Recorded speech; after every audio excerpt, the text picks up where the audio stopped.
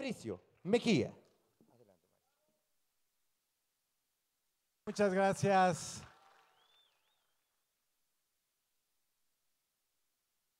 Muchas gracias. Gracias a la alcaldía de Azcapotzalco, a la alcaldesa, gracias a la brigada para estar en libertad, para leer en libertad, por la invitación, pero sobre todo gracias a ustedes por venir. A mí me toca, según el programa, hablar de la elección del 1 de junio del Poder Judicial de la Federación. Supongo que la invitación se debió a que yo he estado como insistiendo desde hace muchos años, por lo menos desde el 2020, en las columnas que hago para Sin embargo, en YouTube, sobre pues todas las trapacerías y la corrupción de los jueces. Acuérdense que nosotros llegamos a este momento del 1 de junio, donde va a haber la elección para los juzgadores, que nosotros vamos a poder elegirlos. Llegamos después de todo el sexenio de Andrés Manuel López Obrador, donde los jueces se empezaron a conformar en un instrumento de la oposición. Como no les resultaba el INE no se toca, como no les resultaba la candidatura de Xóchitl Gálvez del PRIAN, como no les resultaba Claudio X González y no les resultaba tampoco Latinus de Carlos Loret y Roberto Madrazo, empezaron a, digamos, conformar una oposición dentro de la instancia que se supone que tiene que ser absolutamente clara con la revisión de la constitucionalidad o inconstitucionalidad de las cosas, los decretos presidenciales o de las leyes que expide el Congreso de la Unión. En ese sentido, digamos, tuvimos por lo menos, además de Norma Piña, digamos, que presidía o preside todavía la Suprema Corte de Justicia, tuvimos 2 jueces que echaron abajo cosas importantísimas para el país. Uno de ellos, Samuel Ventura Ramos, es un juez de Tamaulipas que liberó a todos los detenidos del caso Ayotzinapa. Con lo cual, la verdad sobre lo de Ayotzinapa se empezó a difuminar porque es gente que salió libre y se fueron a Estados Unidos, se perdieron, digamos, y ya es muy difícil reconstruir lo que había hecho Alejandro Encinas desde la Subsecretaría de Derechos Humanos en Gobernación. Ese es uno de los jueces malditos, digamos. El otro es, por supuesto, el juez Gómez Fierro, que ampara no solamente a las eléctricas extranjeras, sino que hace una cosa que es anticonstitucional, que es ampara a todo el sector eléctrico del país contra la ley eléctrica de Andrés Manuel López Obrador. Esto equivale, digamos, para que me entiendan la gravedad de lo que hizo, equivale a que si yo, no sé, yo soy un invidente, por ejemplo, y tengo un amparo para que el semáforo de mi esquina se ponga en verde para que yo pueda pasar sin ver la calle. Lo que hizo este juez equivale no que a mí me dé ese derecho de poder tener una luz verde cada vez que cruzo mi calle, sino que se lo diera a todos, a los coches, a las motos, a todos los transeúntes, etcétera. Es realmente un caos. Bueno, eso fue lo que hizo Gómez Fierro, y lo que pasó con Gómez Fierro con la elección fue que dijo: yo no me voy a someter a la votación de la gente, y chin, lo ascienden. O sea, no se quedó como juez de circuito, sino que ahora es un magistrado. Entonces lo premiaron por lo que hizo a favor de Iberdrola, La Española, de Enol, de las demás eléctricas que se opusieron a la ley eléctrica en aquellos años de la discusión en la Cámara de Diputados.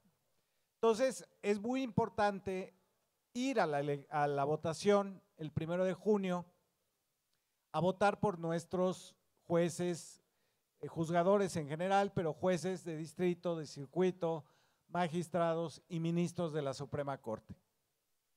Es muy importante que ustedes vean el simulador que hay en la página de internet del INE.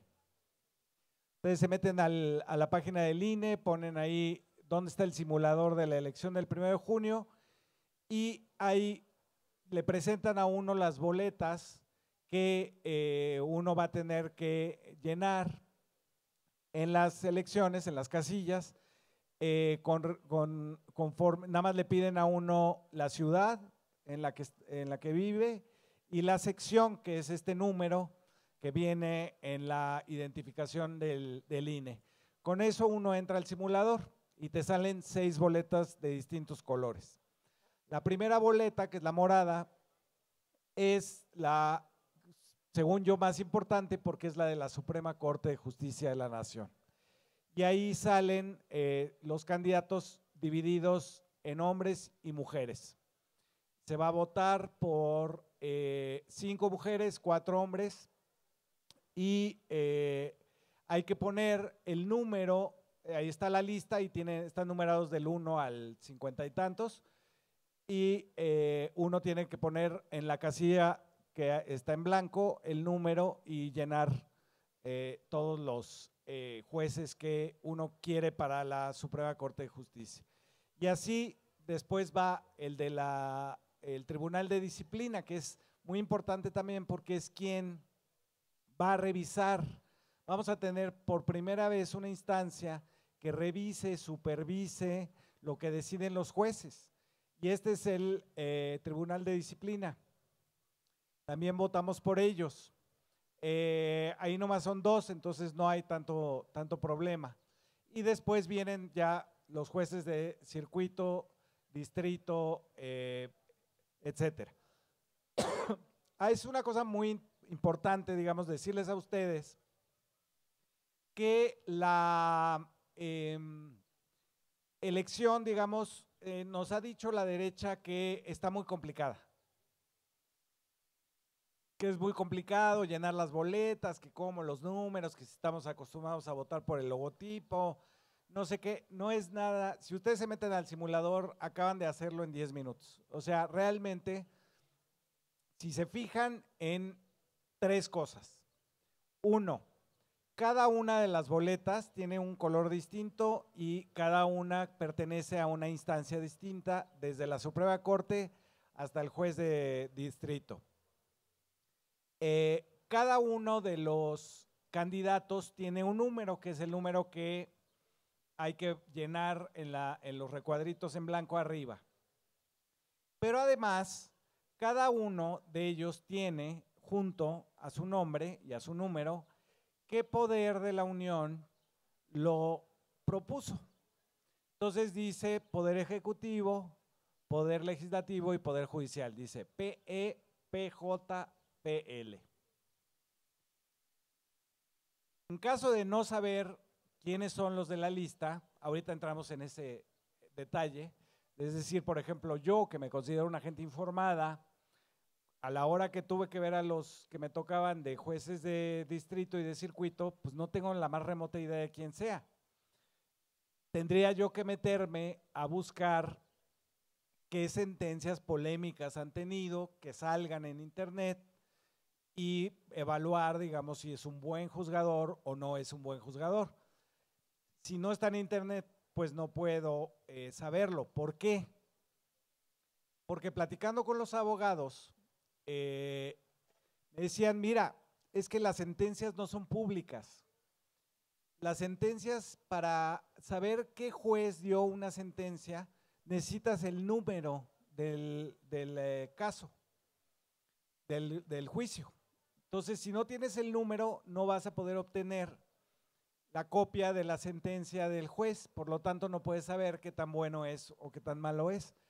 Por lo tanto, nos estamos enfrentando a una elección en varias de las boletas un poco a ciegas por cómo funciona el sistema judicial. Parte del sistema judicial mexicano es que todo es secreto. Acuérdense de cómo era antes de que Andrés Manuel pusiera ese apartado de la mañanera donde se denunciaban a los malos jueces.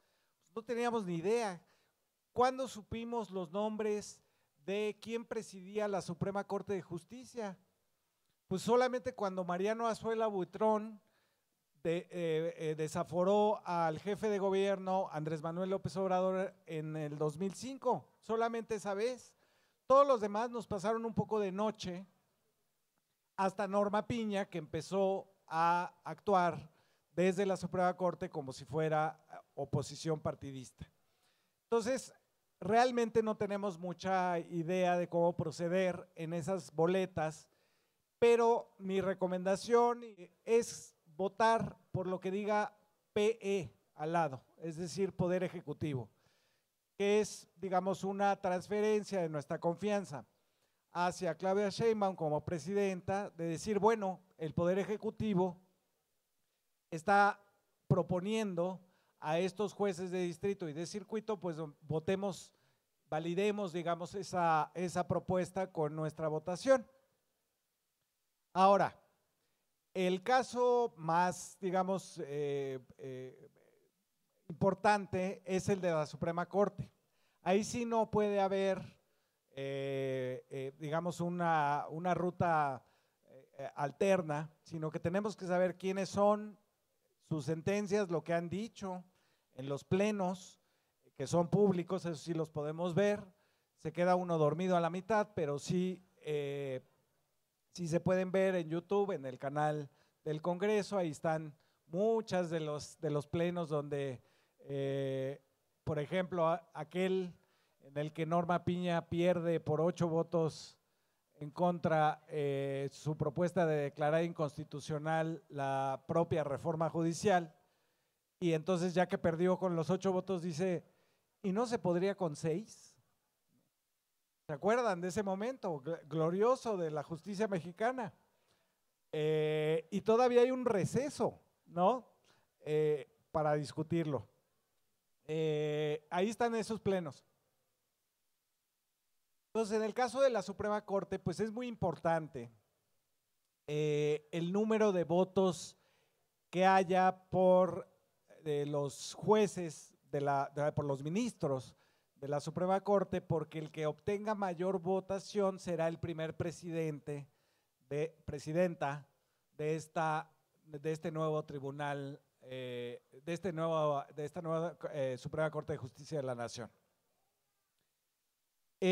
Yo no sé si yo puedo decir nombres aquí, porque, bueno, yo soy un periodista independiente, yo no soy, me confundió hace rato el señor que habló del ESME con alguien de Morena. Yo no pertenezco a Morena, yo soy nada más de izquierda y parte del movimiento del obradorismo, pero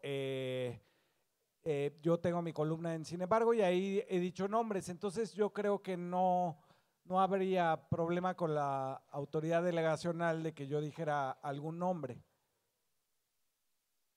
En todo caso, yo asumo la responsabilidad, yo soy un simple ciudadano y tengo mi credencial de elector. Si el INE me quiere citar a declarar porque dije algo mal aquí que no está en la ley, pues creo que solo aplica a quienes son funcionarios y quienes son parte del gobierno, digamos. Yo no soy parte del gobierno.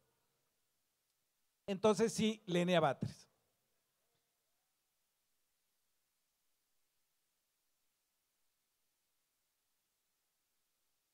¿Por qué Lenia Batres?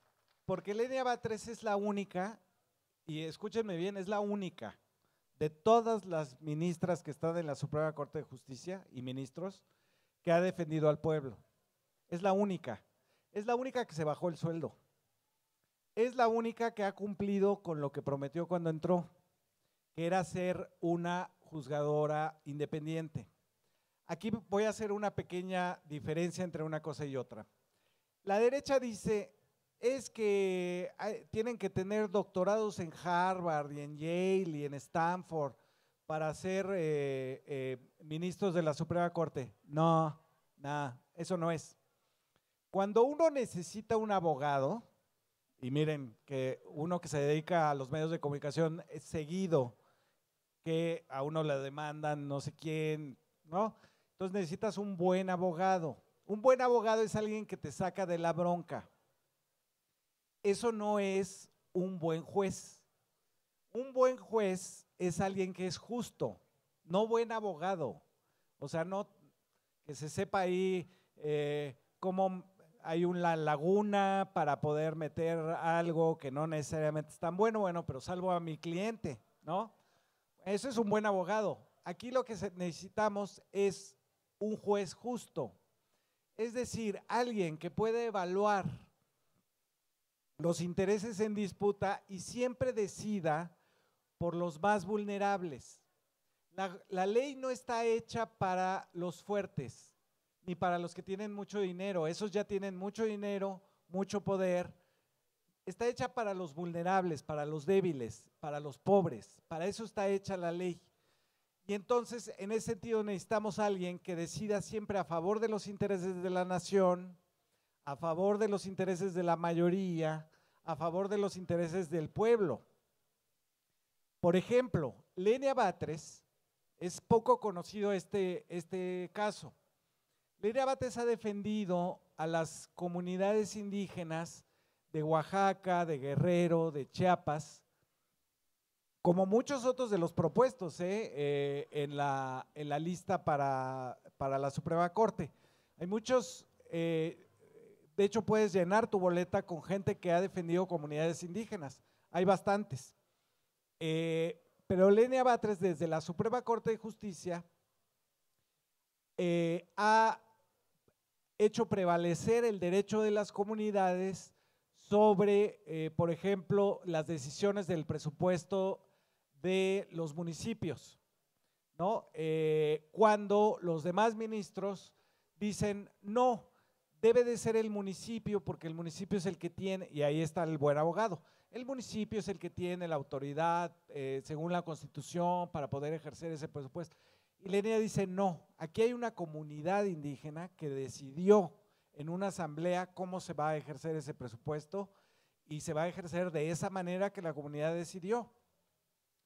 Ha sido una gran defensora de radios comunitarias, etcétera. Yo les puedo hablar aquí una hora de las cosas que conozco de Lenia Batres, a la que conozco desde que teníamos 14 años, en las primeras luchas que hubo, estábamos muy chiquitos, en contra de, por ejemplo, la política petrolera de López Portillo, el pacto de austeridad de Miguel de la Madrid, lo que le hizo a los trabajadores, etcétera, y hemos coincidido en el tiempo, coincidimos con Claudia Sheinbaum, Martí Batres, su hermano, y Jesús Ramírez Cuevas, mucha gente que está ahora en el gobierno con puestos, coincidimos en la huelga de la UNAM del 86-87, ese gran movimiento que fue el primer movimiento en contra del neoliberalismo, y les puedo relatar muchas cosas en las que ha estado Lenia Batres.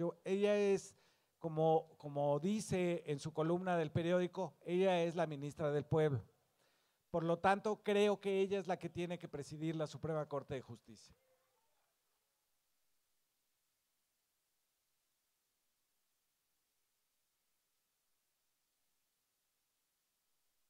Y luego, bueno, vienen, digamos, una serie de otras posibilidades de mujeres, hasta completar 5 y 4 de hombres.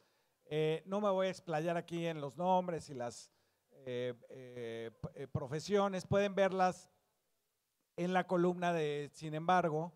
Si ustedes se meten a YouTube, ponen Sin embargo, buscan las columnas mías, Fabricio Mejía, hay una que se llama ¿Por quién voy a votar y por quién no? Y en esa columna detallo, digamos, cuáles son mis candidatos por la certeza que tengo de que van a ser jueces justos, no buenos abogados.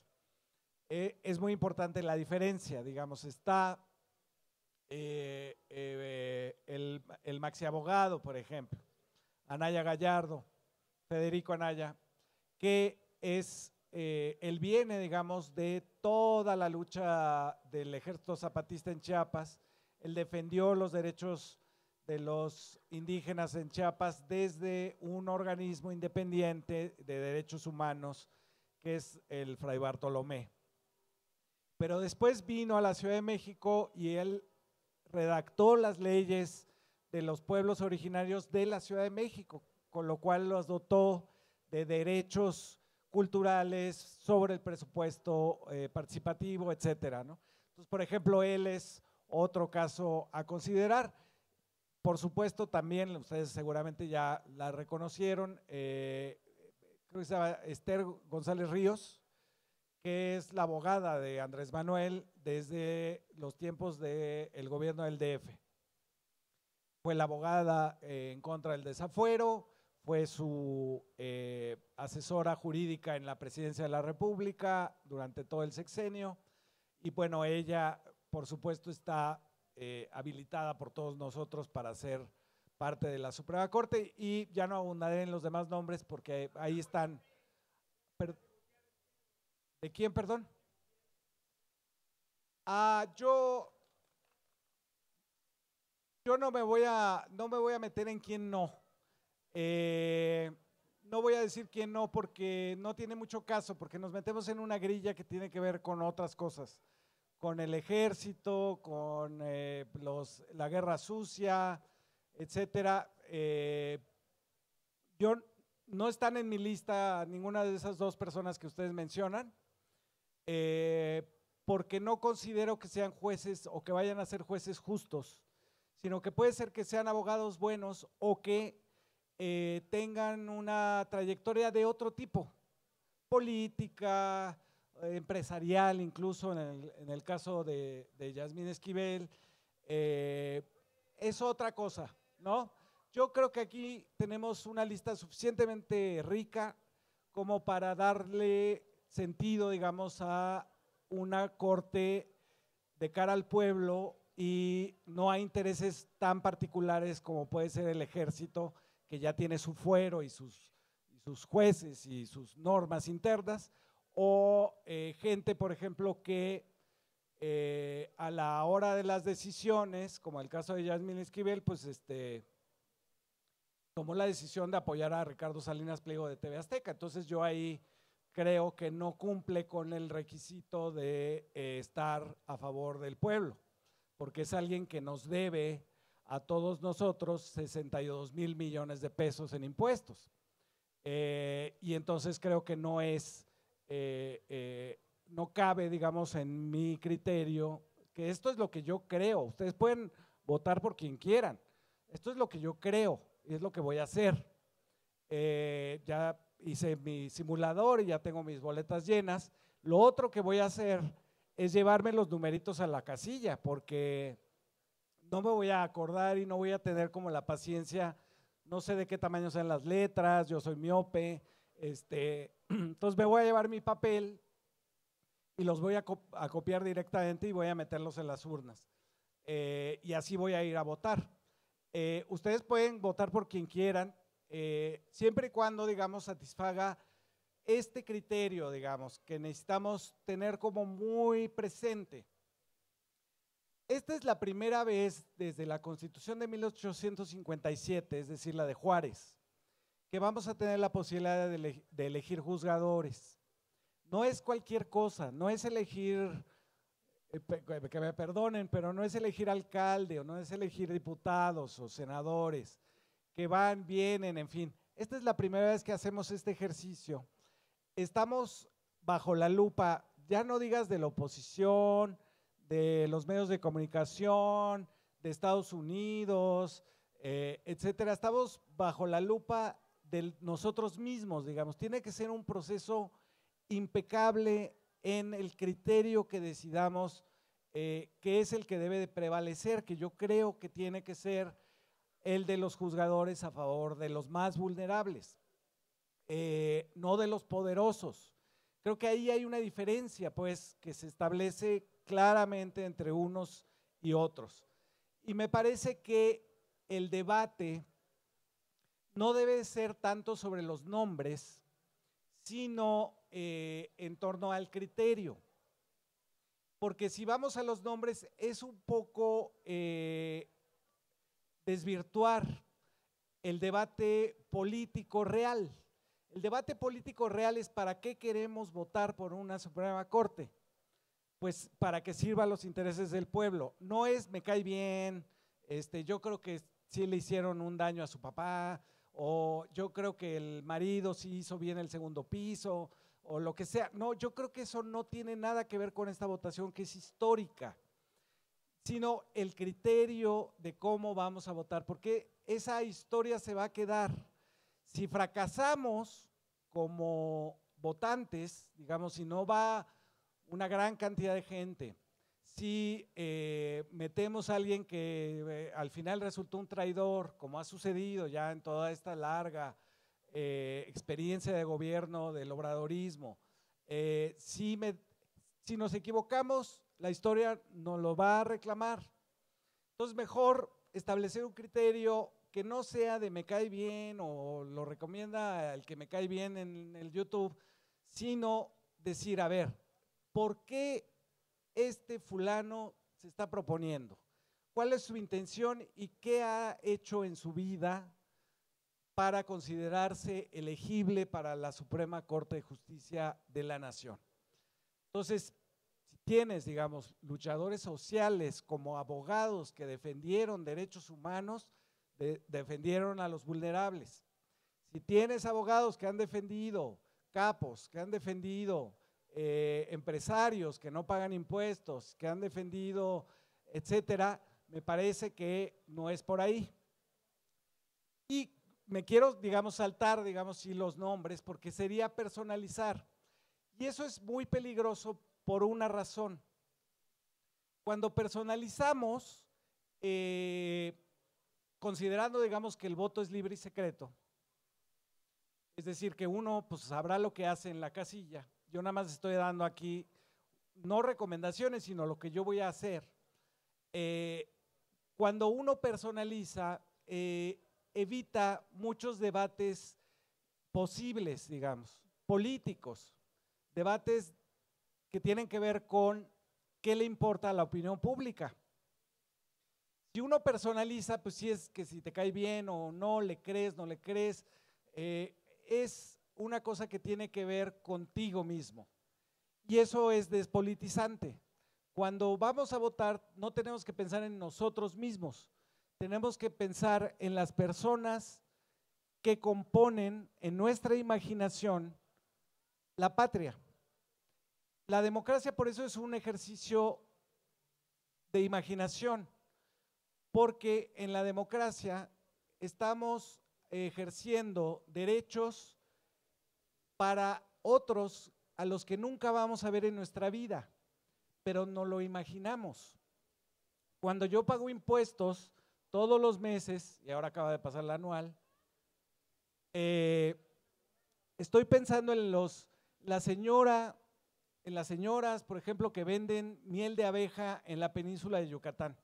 Yo no las conozco, pero sé que ellas van a usar el Tren Maya para sus productos y pueden recorrer vendiendo la miel sin que les cobren una fortuna los camioneros. Estoy pensando en ellas, pero nunca las voy a conocer, no las voy a ver en mi vida, no tiene nada que ver con mi experiencia de vida, tiene que ver con mi imaginación política, es decir, considerarnos que somos parte de una patria que tiene 180 millones de personas a los que nunca vamos a conocer. Conocemos a nuestros vecinos, familiares, etcétera, pero cuando hacemos política, cuando nos imaginamos como sujetos políticos, lo que estamos haciendo es imaginarnos en una esfera distinta, que no es la personal, que no es ni siquiera la comunitaria de tus vecinos, es una cosa mucho más allá, que tiene que ver con algo llamado la nación, la patria, pertenecer a un lugar y a ejercer un derecho que es igual para todos, que es el ejercicio de nuestros derechos individuales y sociales. Bueno, después de esto, digamos, ya hablar, digamos, de si uno o el otro, etcétera, es no considerar que es tan importante lo que vamos a ir a hacer el 1 de junio, que está más allá de los nombres. Tiene que ver con la trayectoria política de las personas y tiene que ver con lo que nos imaginamos que debe ser una futura Suprema Corte de Justicia. Y con esto concluyo. Cuando yo hice la columna esta de por quién voy a votar y por quién no, lo primero que digo es, bueno, por supuesto, esto es lo que yo voy a hacer, ustedes pueden hacer lo que quieran. Lo que yo voy a hacer tiene una consecuencia muy clara. Cuando vi la lista de los que yo iba a escoger, me imaginé a la Suprema Corte, a la nueva Suprema Corte, y dije, qué padre está esta Suprema Corte. Esta Suprema Corte es una Suprema Corte que sale de las luchas del DF, de los estudiantes, por la gratuidad de la enseñanza, que sale de Chiapas en la defensa de las poblaciones indígenas, que sale del gobierno de López Obrador, que sale de los que han el abogado que defendió al CONACYT de que anduviéramos pagando investigaciones para que mejoraran el papel de baño de Kimberly Clark y la salsa de tomate de Domino's Pizza.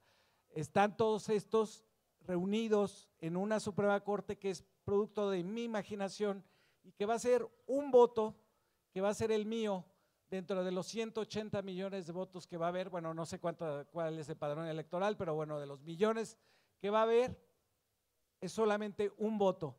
Pero la sola idea, la sola imaginación de esa Suprema Corte, a mí me entusiasmó mucho.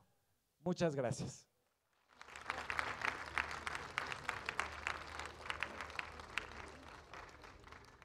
Este gran maestro, despidámoslo con un fuerte, pero muy fuerte aplauso. Gracias, maestro, por esta gran charla que hemos tenido con usted en esta tarde.